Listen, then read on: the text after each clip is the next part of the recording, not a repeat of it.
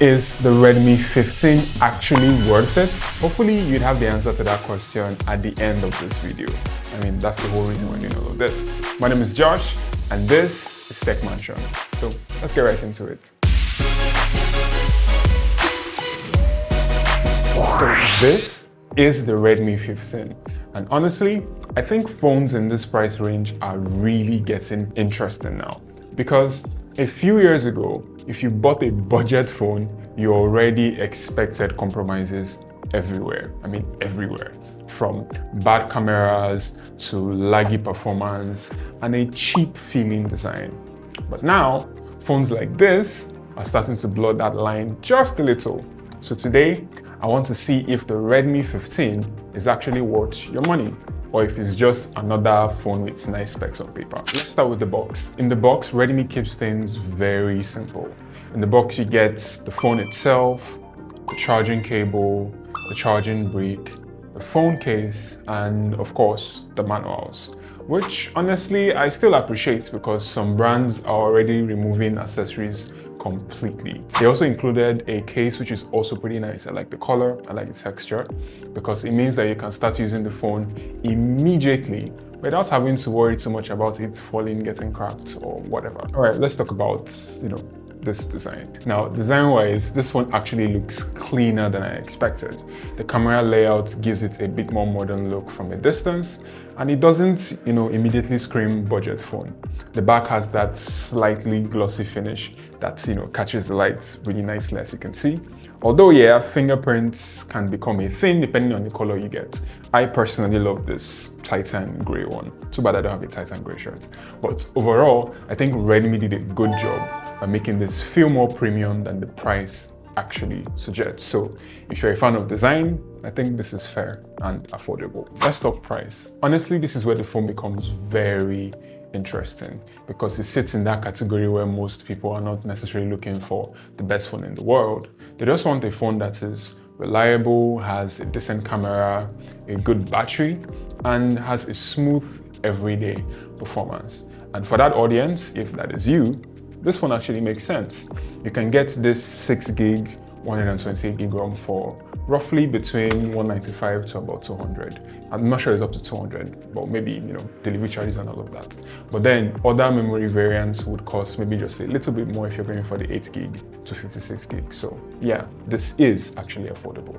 Let's talk external features. Around the phone, you have the volume buttons and the power button on the side, which also serves as a fingerprint sensor.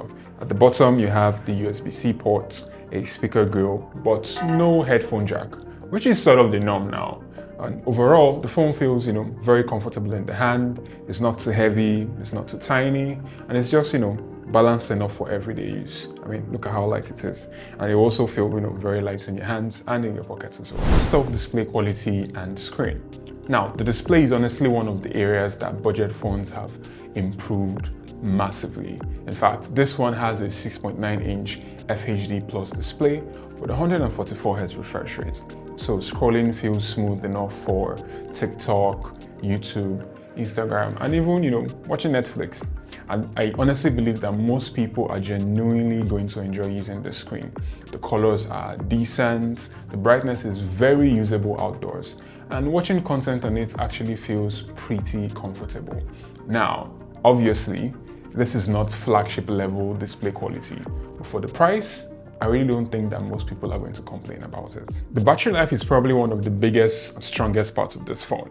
Now, this is the kind of phone that you can comfortably use through the day without constantly having to look for your charger. From social media to music to videos and even some light gaming, this phone can handle it all just fine. And honestly, battery anxiety is something that a lot of people care more about than raw performance these days. But with this 7,000 milliamps battery, you can say goodbye to battery anxiety. And it also doesn't hurt that it has 33 watts fast charging. So your phone goes from like 0 to 100 in just over an hour. So you don't have to spend the whole day, charging your phone. Now, camera-wise, this is one of those phones where lighting matters a whole lot. In good lighting conditions, the rear camera can produce some really decent shots. Colors look okay, the details are respectable. And social media uploads will honestly look fine for most people. The portrait shots are decent too, although edge detection can struggle a bit sometimes. The selfie camera is okay, it's not amazing, it's just there, but usable enough for everyday pictures and video calls. The video quality is also decent, mostly during the day, but once lighting drops, you can start noticing the limitations a whole lot more. So I'd say this is good enough for casual users, but content creators will probably want more. For detail purposes, it has a 50MP main camera and an 8MP selfie camera, which is, of course, like I said, content creators will definitely want more. Let's talk performance and gaming. Now, of course, with 6 GB of RAM and 128 GB storage, everyday performance is just decent. Apps open reasonably fast, multitasking is manageable, and casual gaming works fine. Now, if you're trying to push heavy games and max settings all day, this probably isn't the phone for that. Remember when I said casual gaming? Yeah, strictly casual gaming. But for the average person that just cares about WhatsApp, TikTok, browsing, streaming, and light gaming, aka casual gaming, this phone handles it pretty well. So if you're just looking for a phone that does, your daily life pretty easily, this phone is the right choice for you. Nothing too heavy or special or extra. Talking about OS, this phone runs on Android 15 with Xiaomi's HyperOS skin on top. Now, HyperOS definitely looks a lot cleaner than the older software that Xiaomi had, in my opinion. Animations feel smoother, the interface feels a lot more modern. And although, yeah, you still get some pre-installed apps here and there, but overall, the software experience is much better than what Xiaomi phones used to feel like a couple of years ago. Now, one thing I'll give Redmi credit for is the balance. This phone doesn't try to be a fake flagship. Instead, it focuses on giving people a good battery, a decent display, usable cameras, and just enough performance. And if we're being honest, that's what most people actually need.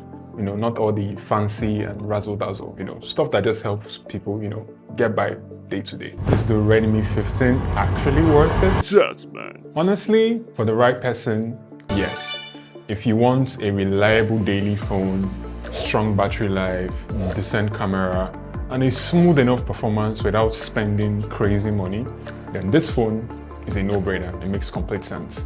But if you care heavily about stuff like flagship cameras, extreme gaming, premium performance, then you probably want to look higher.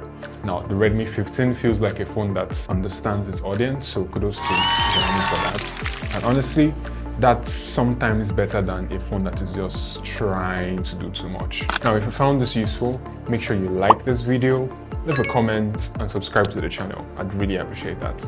Oh, and don't forget to hit that notification button so you know exactly when we post something new. And also, if you like electric cars, you should check out our video on the poster for really awesome stuff. My name remains Josh, and this is Tech Mansion. Stay safe, and I'll see you in the next video.